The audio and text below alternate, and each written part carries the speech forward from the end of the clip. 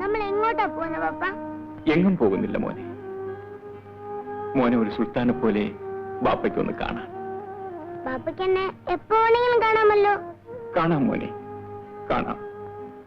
ബാപ്പയ്ക്ക് മോനെ എപ്പോഴും കാണാം.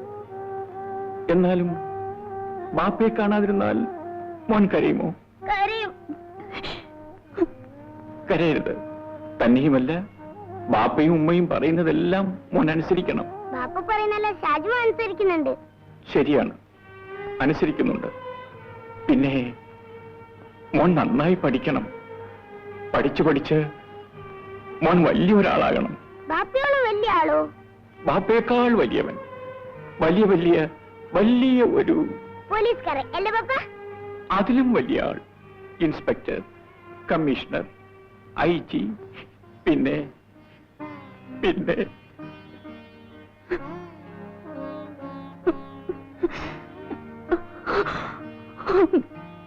ബാപ്പ എന്തിനാ കരയുന്നത്? ബാപ്പ കരയാൻ സമ്മതിക്കൂല.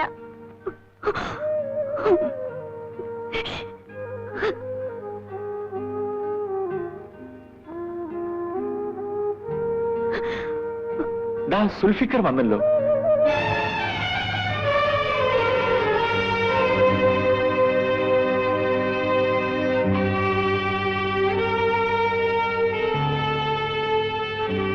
ഞാൻ നിങ്ങളെയും കാത്തിരിക്കുകയായി.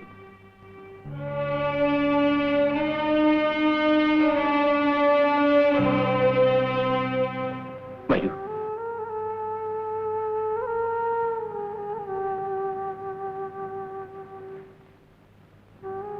റംലത്തിനെ ഞാൻ നിക്കാഹ് കഴിച്ചത് സാധുവല്ലാത്തതിനാൽ മൊഴി ചൊല്ലുന്ന പ്രശ്നം ഉദിക്കുന്നില്ലല്ലോ. ഇല്ല. സുൽഫിക്കർ മൊഴി ചൊല്ലിയത് സാധുവല്ലാത്തതിനാൽ രണ്ടാമത് നിക്കാഹ് കഴിക്കുന്ന പ്രശ്നമില്ലല്ലോ. ഇല്ല. അപ്പോ പിന്നെ നിങ്ങൾക്ക് ഇവരെ കൂട്ടിക്കൊണ്ടുപോകാം. ഞാൻ ഇറങ്ങട്ടെ. അസ്സലാമു അലൈക്കും. വലൈക്കും സലാം.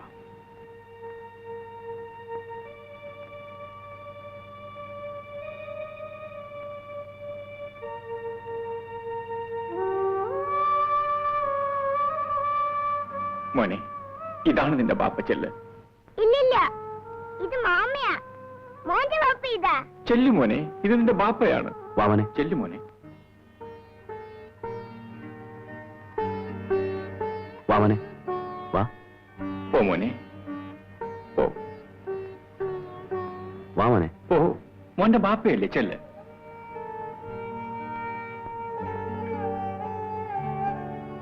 മോന്റെ ബാപ്പ അത് തന്നെ. ഞാൻ നിന്റെ ഉപ്പ.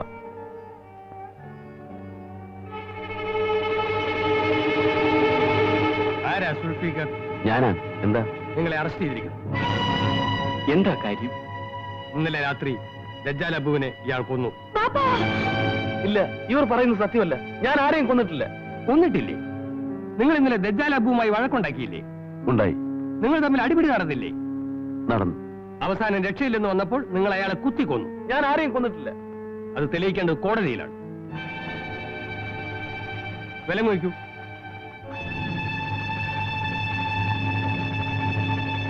നിൽക്കണം. കൊലയാളിയെ ഞാൻ നിങ്ങൾക്ക് കാണിച്ചു തരാം. ആരാണത്? പറയാം. ഇന്നലെ രാത്രി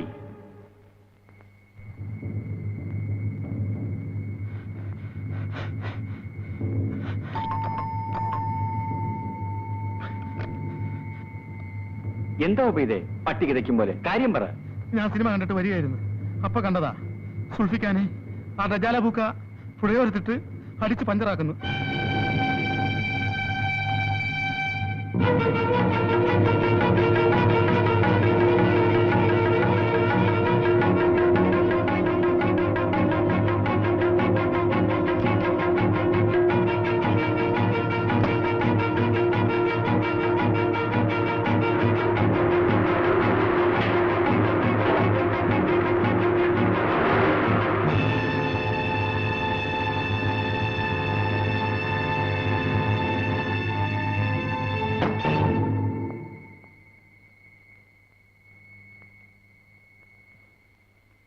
മാമ സുൽഫിക്കറുമായി വഴക്കുണ്ടാക്കിയോ? ഞാൻ അവനെ അടിക്കും, അവന്റെ ബാപ്പയെ അടിക്കും.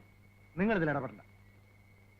അല്പം മുമ്പേ കണ്ട് സംസാരിച്ചു കഴിഞ്ഞ മാമ തന്നെയാണോ ഇപ്പോഴും സംസാരിക്കുന്നത്? ആ ദജ്ജാൽ ഒരു കള്ള ഇബ്ലീസ് ആയിരുന്നു. യഥാർത്ഥ ദജ്ജാലഭുവാണ് ഇപ്പൊ നിങ്ങളുടെ മുമ്പിൽ നിൽക്കുന്നത്. പെട്ടെന്ന് ഇങ്ങനെ ഒരു മാറ്റത്തിന് കാരണം? എനിക്ക് അപ്പോഴും ഇപ്പോഴും ഒരു മാറ്റമില്ല. സുൽഫിക്കറിന് റംലത്തിനെ തിരിച്ചേൽപ്പിക്കാമെന്ന് മാമ വീട്ടിൽ വെച്ച് സമ്മതിച്ചത് ഈ പ്രശ്നത്തിൽ നിന്ന് നിങ്ങളെ ഒഴിവാക്കാൻ. അവനൊരിക്കലും ഇനി എന്റെ മരുമകനായി വരാൻ ഞാൻ സമ്മതിക്കില്ല. ഉറങ്ങിക്കിടന്നിരുന്ന എന്റെ ഭാര്യയെ മാനഭംഗപ്പെടുത്താൻ ശ്രമിച്ച നീചനാണ്.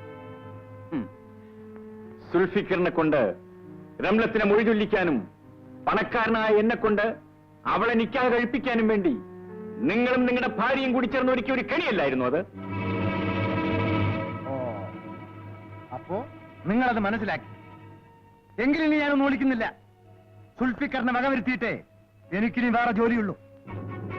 അവനെ മാത്രമല്ല, അവന്റെ കുടുംബത്തെ ഒന്നടങ്കം ഞാൻ നശിപ്പിക്കും. അവന്റെ വീട്ടിൽ നിന്ന് ഞാൻ തീക്കൊള്ളും. ഈ പോക്ക് നിങ്ങളുടെ നാശത്തിനാണ്. അവൻ ജീവിച്ചിരിക്കുന്നതാണ് എന്റെ നാശം.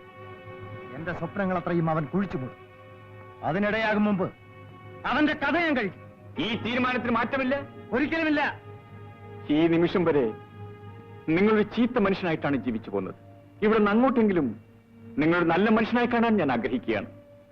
നിങ്ങൾ നിങ്ങളുടെ തീരുമാനത്തിൽ നിന്നും പിന്തിരിയണം.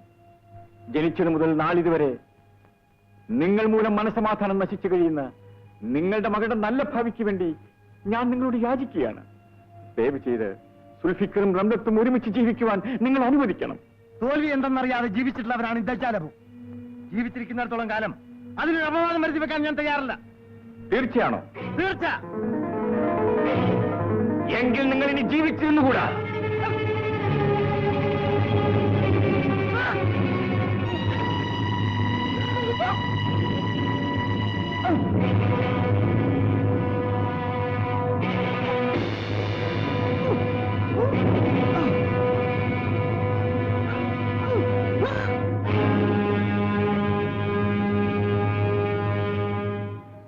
അങ്ങനെ എന്റെ കരളിന്റെ കരളായ ഷാജിമോൻ അവന്റെ ബാപ്പയോടൊപ്പം ജീവിക്കുന്നത് കാണാൻ വേണ്ടി ഞാനൊരു കൊലപാതകയായി.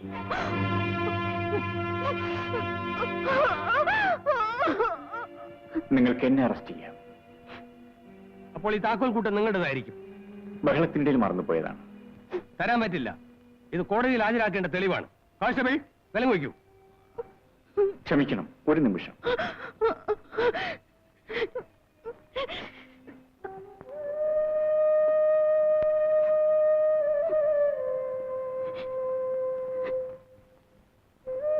ഇതാ, ഇത് പിടിക്കൂ.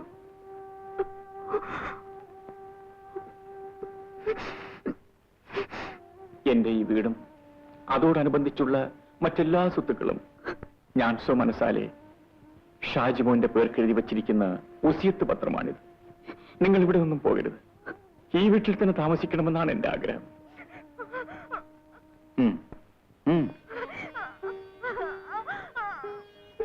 ഇത് വാങ്ങൂ.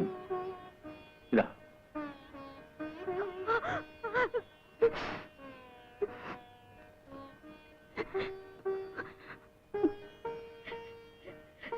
ഉബൈദും ചേനാച്ചിയുമ്മയും വേലക്കാരെ പോലെയല്ല, ഈ കുടുംബത്തിലെ അംഗങ്ങളെ പോലെയാണ് അവരിവിടെ കഴിഞ്ഞു പോന്നിട്ടുള്ളത്.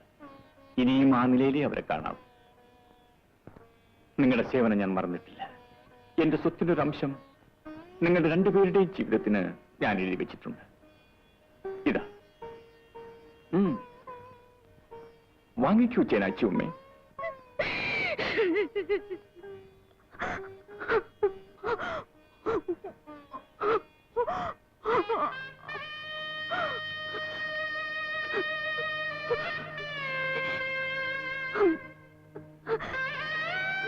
റംലത്തിന് എന്നോട് വെറുപ്പും ദേഷ്യവും കാണുമെന്ന് എനിക്കറിയാം. നിന്റെ ബാപ്പയുടെ ഘാതകനാണ് ഞാൻ. അതൊരു നല്ല കാര്യത്തിനായിരുന്നു നീ മനസ്സിലാക്കിയാൽ എനിക്ക് സമാധാനമായി. ഷാജിമോൻ അവന്റെ ബാപ്പയെ കിട്ടിയപ്പോ നിനക്ക് നിന്റെ ബാപ്പ നഷ്ടപ്പെട്ടു. എന്നിലൂടെ നീ ആ കുറവ് നികത്തണം. എന്നെ ബാപ്പാന്ന് വിളി മോളെ, ബാപ്പാന്ന് വിളി.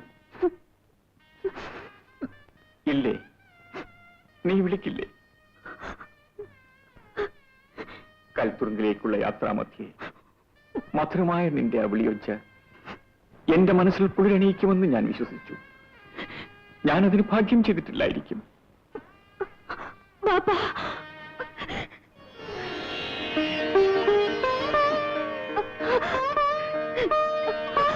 മതി, എനിക്ക് തൃപ്തിയായി. ഇനി ഏത് കൽത്തുറുങ്കം എനിക്ക് സ്വർഗമായിരിക്കും. മോനെ, ബാപ്പ പോട്ടെ മോനെ. ബാപ്പ എവിടേക്കാ പോകുന്നത്? ബാപ്പ പോകുന്നത് ബാപ്പ